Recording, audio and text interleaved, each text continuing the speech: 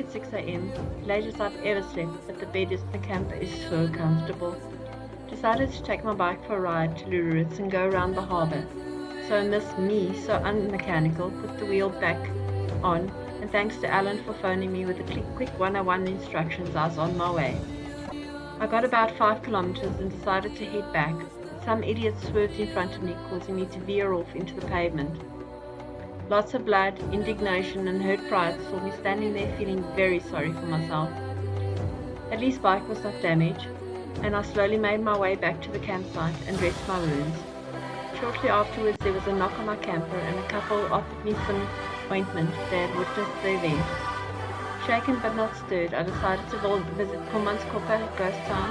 What an amazing place. Kommanskop is Namibia's most famous ghost town and is situated in the Sperrgebied, which is a forbidden territory, a few kilometers inland from the port of Lüderitz.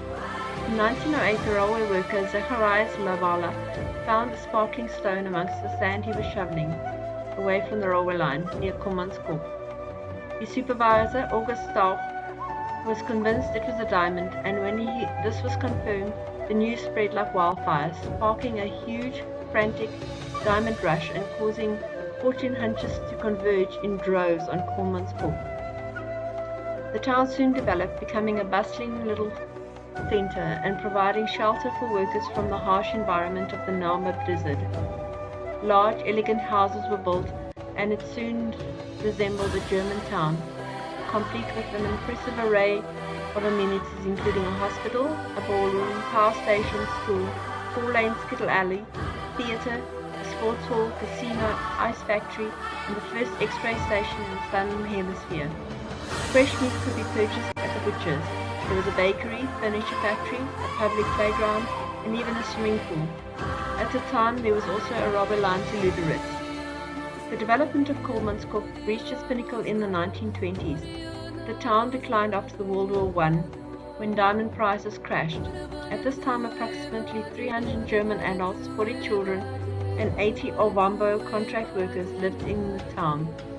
In spite of, or probably because of, the isolation of the bleakness of the surrounding desert, Kommanskop developed into a lively little haven for German culture, offering entertainment and recreation to suit the requirements of the affluent coloniers.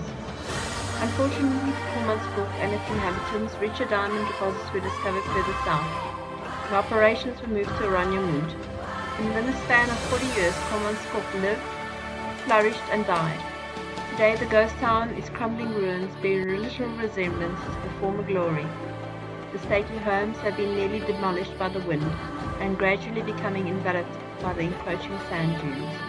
After leaving Kommanskop, I wanted to take a photo from the road above, and it looked like it was hard ground. My mistake. I sunk down until tires were halfway into the sand.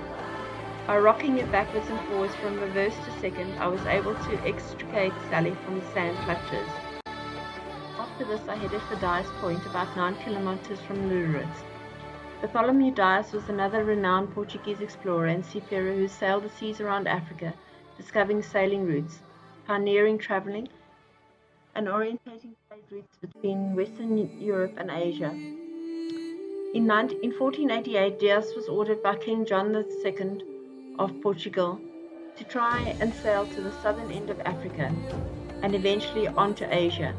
His Majesty wanted to know how far ships could sail on that route after previous expeditions to the Orient had failed. Eventually he reached the mouth of the Orange River, where a storm blew his ship around what is now known today as the Cape of Good Hope. On the return journey, Dias sailed into the inlet known today as Lüderitz Bay. In the true Portuguese style, a pradio was raised, dedicated to Santiago St. James, and erected on the 25th of July, St. James's Day in 1488.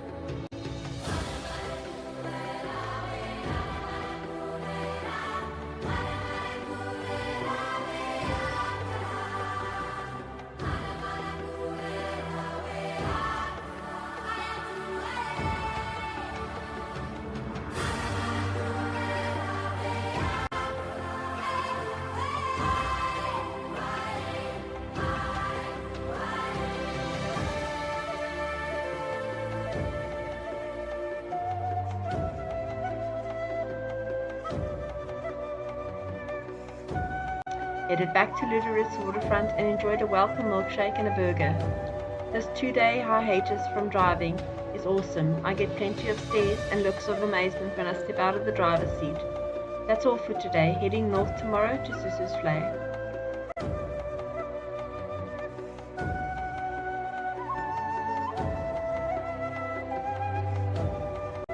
Woke at 4:30 am and decided to head for Sossusvlei, but I forgot to fill Sally up the night before. No problem. I'd seen an engine garage on the main road and pulled in. They were closed, so I made coffee and waited. Eventually at 6:30 am they opened. Keep this in mind, folks, because it's not like South Africa where petrol is 24/7. Headed off back to Aas with the morning sun warming up already, and actually grateful I did not leave earlier. There were lots of RX next to the road and the night driving would have been dangerous.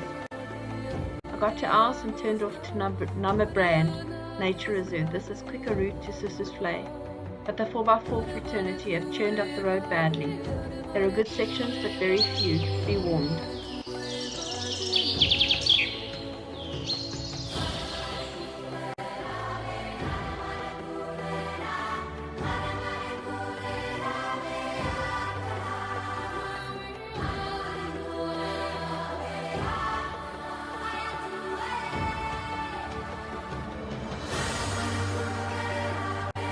After doing over 500 kilometers, I pulled into the engine garage at Sossusvlei, totally clapped, and Sally was cursing me.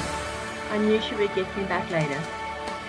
To enter Sossusvlei, you need a permit, and this can be obtained from the reception.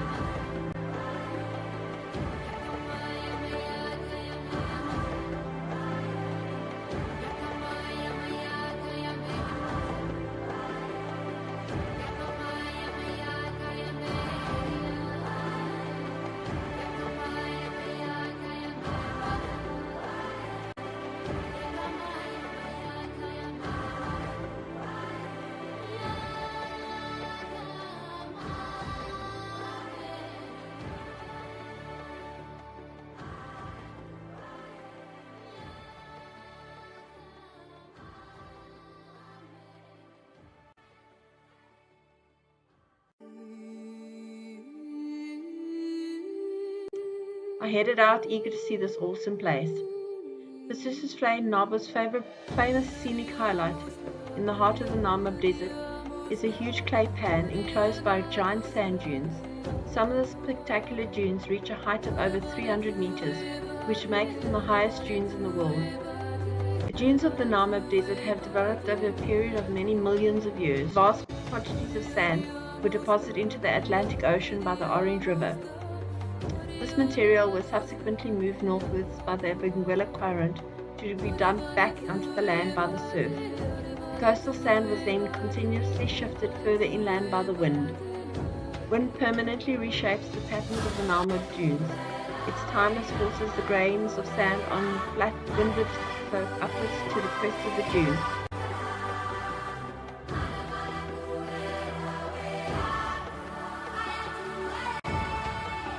The ground of the Sossusvlei is almost always dry. Only after heavy rainfall, which is rare event in this area every 10 years in average, does the flake fill with water.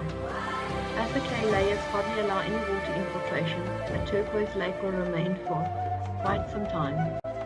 There are plenty of oryx at Springbok to be seen. I asked one of the rangers what water they drink, and he told me that the oryx climb up to the top of the dunes early in the morning and drink the mist. They also eat a plant that grows in the desert, which has tons of water, called the Damara milk bush, which is highly toxic. It has no effect on them.